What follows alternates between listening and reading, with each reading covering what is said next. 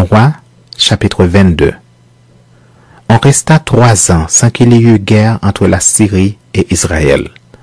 La 3e année, Josaphat, roi de Juda, descendit auprès du roi d'Israël. Le roi d'Israël dit à ses serviteurs, « Savez-vous que Ramoth en Galaad est à nous?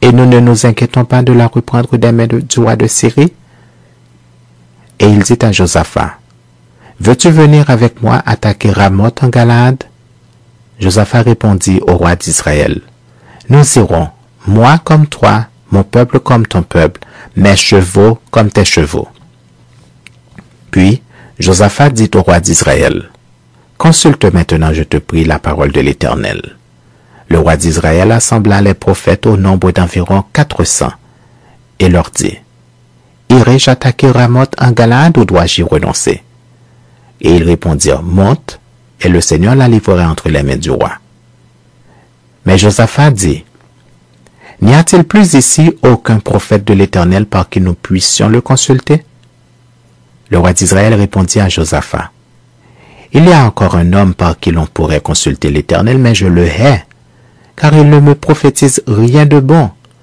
Il ne prophétise que du mal, c'est Michée, fils de Jimla. » Et Josaphat dit, « Que le roi ne parle pas ainsi. » Alors le roi d'Israël appela un eunuque et dit, « Fais venir de suite Michée, fils de Jimla. » Le roi d'Israël et Josaphat, roi de Juda, étaient assis chacun sur son trône, revêtus de leurs habits royaux, dans la place à l'entrée de la porte de Samarie, et tous les prophètes prophétisaient devant eux. Sédécias, fils de Kenaana, s'était fait des cornes de fer, et il dit, « Ainsi parle l'Éternel, avec ses cornes, tu frapperas les Syriens jusqu'à les détruire. » Et tous les prophètes prophétisaient de même en disant, « Monte à Ramoth en Galaad, tu auras du succès et l'Éternel la livrera entre les mains du roi. » Le messager qui était allé appeler Michée lui parla ainsi. « Voici les prophètes d'un commun accord prophétisent du bien au roi. Que ta parole soit donc comme la parole de chacun d'eux.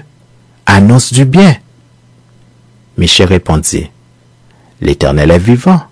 J'annoncerai ce que l'Éternel me dira. » Lorsqu'il fut arrivé auprès du roi, le roi lui dit, « Michée, irons-nous attaquer Ramoth en Galaad ou devons-nous y renoncer? » Il lui répondit, « Monte, tu auras du succès, et l'Éternel la livrera entre les mains du roi. » Et le roi lui dit, « Combien de fois me faudra-t-il te faire jurer de ne me dire que la vérité au nom de l'Éternel? » Michée répondit, «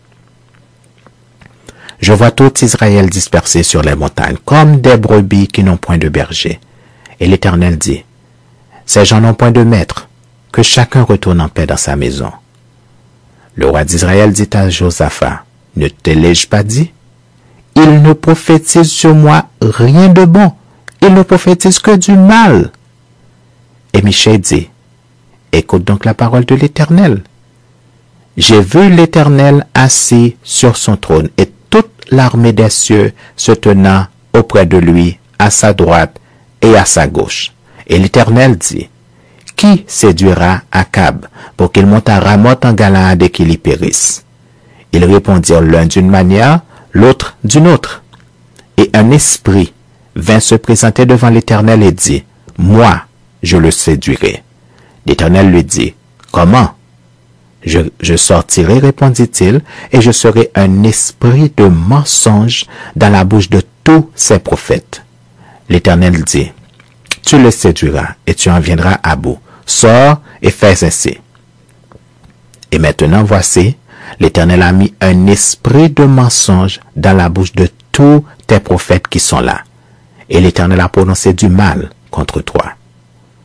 Alors Sédécias, fils de Kenaana, s'étant approché, frappa Michée sur la joue et dit, « Par où l'Esprit de l'Éternel est-il sorti de moi pour te parler? » Michée répondit, « Tu le verras au jour où tu iras de chambre en chambre pour te cacher. » Le roi d'Israël dit, « Prends Michée et emmène-le vers Amon, chef de la ville, et vers Joas, fils du roi. Tu diras, ainsi parle le roi, mettez cet homme en prison, et nourrissez-le du pain et de l'eau d'affliction jusqu'à ce que je revienne en paix. » Et Michée dit, si tu reviens en paix, l'Éternel n'a point parlé par moi. Il dit encore, vous tous, peuple, écoutez, entendez. Le roi d'Israël et Josaphat, roi de Juda, montèrent à Ramoth en Galaad. Le roi d'Israël dit à Josaphat, je veux me déguiser pour aller au combat, mais toi, revêts-toi de tes habits. Et le roi d'Israël se déguisa et alla au combat. Le roi de Syrie avait donné cet ordre aux 32 chefs de ses chars. Vous n'attaquerez ni petit ni grand, mais vous attaquerez seulement le roi d'Israël. Quand les chefs des chars aperçurent Josaphat, ils dirent, certainement c'est le roi d'Israël. Et ils s'approchèrent de lui pour l'attaquer. Josaphat poussa un cri. Les chefs des chars, voyant que ce n'était pas le roi d'Israël, s'éloignèrent de lui. Alors un homme tira de son arc au hasard et frappa le roi d'Israël au défaut de la cuirasse. Le roi dit à celui qui dirigeait son char, « Tourne et fais-moi sortir du camp de bataille car je suis blessé. » Le combat devint acharné ce jour-là. Le roi fut retenu dans son char et en face des Syriens et il mourut le soir. Le sang de la blessure coula dans l'intérieur du char. Au coucher du soleil, on cria par tout le camp, chacun à sa ville et chacun dans son pays. Ainsi mourut le roi, qui fut ramené à Samarie, et on enterra le roi à Samarie. Lorsqu'on lava le char à l'étang de Samarie, les chiens léchèrent le sang d'Akab, et les prostituées s'y baignèrent selon la parole que l'Éternel a fait prononcer. Le reste des actions d'Akab, tout ce qu'il a fait, la maison d'ivoire qu'il construisit et toutes les villes qu'il a bâties, cela n'est-il pas écrit dans le livre des chroniques des rois d'Israël? Akab se coucha avec ses pères et Akazia, son fils, régna à sa place. Josaphat, fils d'Asa, régna sur Juda, la 4e année d'Akab, roi d'Israël. Josaphat avait 35 ans lorsqu'il devint roi et il régna 25 ans à Jérusalem. Sa mère s'appelait Azuba, fils de Shilché. Il marcha dans toute la voie d'Asa son père et ne s'en détourna point, faisant ce qui est droit aux yeux de l'Éternel. Seulement, les hauts lieux ne disparurent point. Le peuple offrait encore des sacrifices et des parfums sur les hauts lieux.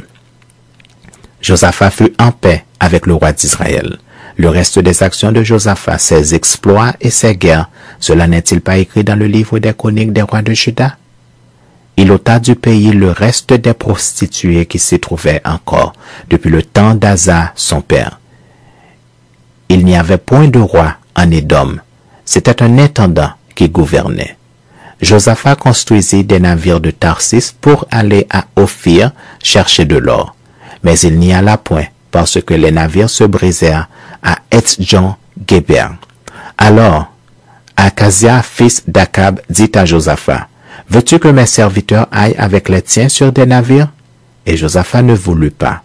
Josaphat se coucha avec ses pères, et il fut enterré avec ses pères dans la ville de David son père. Et Joram, son fils, régna à sa place. Akazia, fils d'Akab, régna sur Israël à Samarie, la 17e année de Josaphat, roi de Juda. Il régna 2 ans sur Israël. Il fit ce qui est mal aux yeux de l'Éternel, et il marcha dans la voie de son père et dans la voie de sa mère, et dans la voie de Jéroboam, fils de Nébat, qui avait fait pécher Israël. Il servit Baal et se prosterna devant lui, et il irrita l'Éternel, le Dieu d'Israël, comme avait fait son père.